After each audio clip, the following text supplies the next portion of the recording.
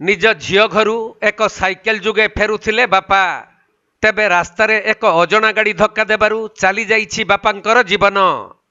एपरी एक मर्मन्तुत दुर्घटना घटी ढेंकानाल जिला परजंग थाना 53 नंबर जातीय राजपथर मुंडेइल छक निकटरे।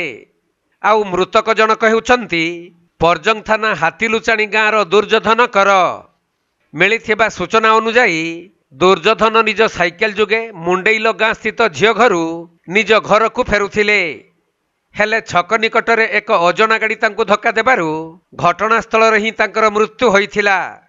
जहाकु नै उत्त्यक्त लोक माने जातीय राजपथ को अवरोध करिबारु रास्तार उभय पार्श्वरे जानबाहन अटकी रहिथिला। पर एही खबर पाई घटनास्थल रे परजंग पुलिस पहुंची लोकमानंकु बुझासुझा करिसंती। सेपटे दुर्योधन मृत्यु को नहीं गाँव में शोकाकूल परिस्थिति सृष्टि होइछि।